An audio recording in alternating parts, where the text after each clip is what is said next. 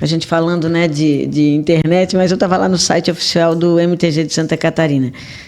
Ali diz que a gente tem 485 CTGs espalhados pelo estado, 1.417 piquetes, 63 juízes, 162 narradores, e a nossa presença em mais de 200 municípios, né? 270 é?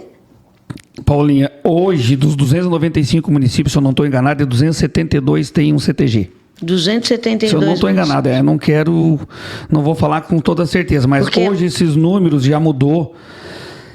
A gente fechou o ano com 49.600 associados, 502 CTGs ativos. 502. O ativo que eu digo é que está... com o CNPJ em dia com CTG. Porque tem cidades que tem mais que um CTG, né? Sim, tem cidade 4, hoje... 5, 6. Tem cidade que tem lá 3 mil habitantes e tem 6, 7 CTGs. Tá? A gente tem 174 narrador credenciado. Os juízes não mudou, deve ter 70 juízes, porque a gente teve o último credenciamento, teve mais alguns, e 1.600 piquetes. Então, assim, eu acredito que a gente deve estar hoje, começando agora até o rodeio da vacaria, 50 mil associados com toda certeza. Deixa eu te fazer essa pergunta, porque essa é a minha impressão, né? Me parece, a impressão que me dá é que está havendo uma curva ascendente novamente do movimento tradicionalista, que as pessoas estão procurando um lugar para se acolher, né? Me parece que a gente vê muitos, assim... O que eu tenho enxergado em algumas cidades, principalmente aqui, mais para esse lado do Médio e Alto Vale, o litoral, onde a gente tem visto os CTGs crescerem.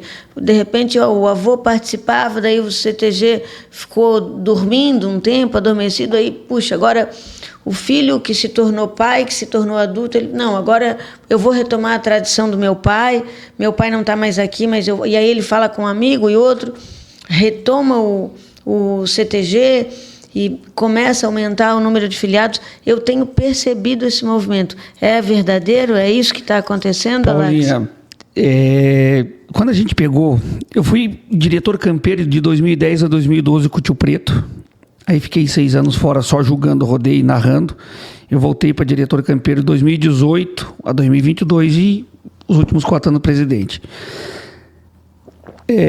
Eu diria que existem os modismos em todos os setores da nossa cultura gaúcha, em vários.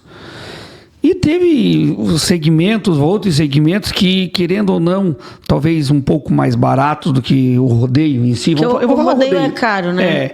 Talvez mais barato. E as pessoas, muitos pararam, outros, é o que eu digo, os alicerces faleceram e ficou, os filhos não quiseram, mas como veio os netos agora e ele quer levar para o lado, puxar de novo, graças a Deus, cresceu muito, uma ascendência grande.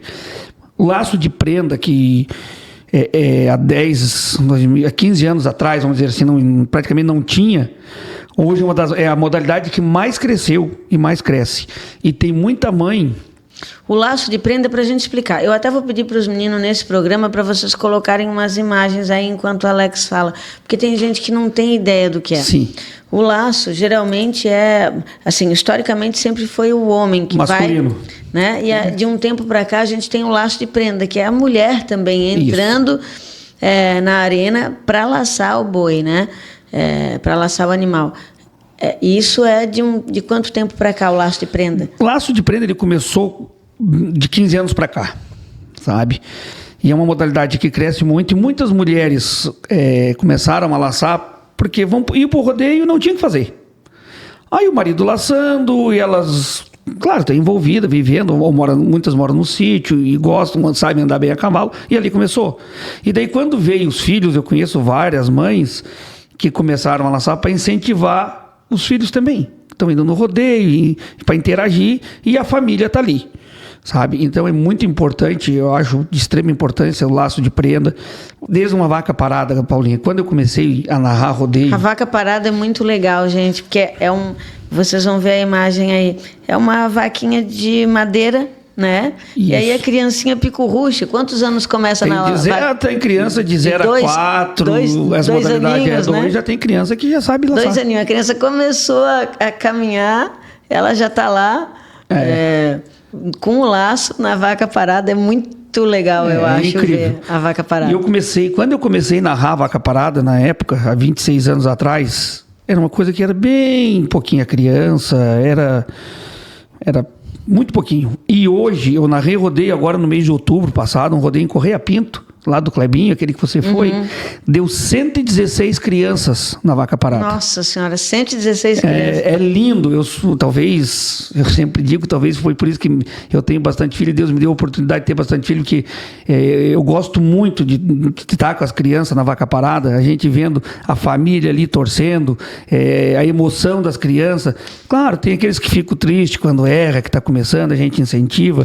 Mas é importante também, e eu vou te dizer, eu acho que é muito importante para a educação de uma criança ela aprender a lidar com perdas, com frustrações, porque a vida não é fácil. Ela não vai ter tudo na mão fácil. Não. Ela vai precisar enfrentar desafios, né?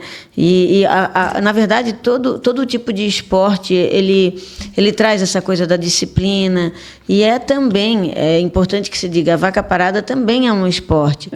É uma iniciação esportiva para depois o laço, né? Que promoveu em Santa Catarina grandes campeões já, né? Já. A gente tem o recorde antes tempo da vaca parada, alguns anos atrás, era do rapaz de Correia Pinto, do Dalto Felipe. E hoje o recorde é do gurizinho, é do querosena ali, do Christopher Braga, de Tubarão. Braga. Com 136 armadas. E assim, Paulinha, o tempo da gente é meio curto e eu tenho muitas histórias boas para contar. Eu fui... Em Rio Negrinho, a gente fez o nosso rodeio estadual e eu fui selecionado como narrador para ir para o rodeio nacional, em Querência. Graças a Deus, fomos para Querência. E na época, tu sabe que toda e qualquer função ou trabalho tem aquele que uns querem sobressair. Chegando lá em Querência, conversa vai, conversa vem com o diretor campeiro que era. Alex, tu quer narrar onde? Eu digo, eu posso ir para Vaca Parada. E fui para Vaca Parada, graças a Deus, sempre gostei. E saiu um zum. Porque o Alex cortaram da cancha, não sei o que tem, mas mal sabia eles que eu pedi para Vaca Parada. E Deus me deu a graça, a Rosana, o Queroseno, os pais do Cristo. Eu narrei toda a Vaca Parada, sexta, sábado e domingo. E era muita criança, um calor infernal. E o pai do Christopher não tinha ido, estava só a Rosana, mãe. E a Rosana não sabia fazer armada. E foi batendo a disputa, a gente começou, ele e um piazinho do Rio Grande, foram laçando, e começou mais, né? Mas chegou num ponto que ficou os dois. E ele cansou, porque ele tinha 5 aninhos, 6, e ele é bem pequenininho. Agora já estava mais taludinho, mas na época eu tenho uma foto, depois se eu achar, eu vou te mostrar. Ele era bem pequenininho. E ele foi cansando, e eu via ele jogava armada, ele vinha pro meu colo, eu fazia armada com ele no colo, eu dava água, e ajeitava ele ia laçar e eu narrava. E fomos. E graças a Deus ele foi campeão. A hora que ele ganhou, que terminou a disputa, ele veio correndo e me deu um abraço. Ele nem foi na mãe dele. Deixa eu ver se eu acho a foto, vou te mostrar aqui. Ele veio correndo e me deu um abraço. Nós vamos achar essa foto para mostrar. E eu sou muito grato. Lembrar eu sou muito grato a Deus por ocasiões como essa, que era 6 anos. A gente veio, passou no aniversário dele que ele fez, no outro ano que ele fez o aniversário, a primeira pessoa que ele convidou foi eu. E ele é campeão nacional. Ele é campeão nacional, é o recordista de armada na Vaca Parada. Então, assim, são fatos, são coisas que acontecem na vida da gente, como pessoa, que não vai ter dinheiro que me pague isso, essa satisfação. Sabe, a amizade que a gente tem com as famílias. A gente foi agora Cristalina, a gente foi Irati,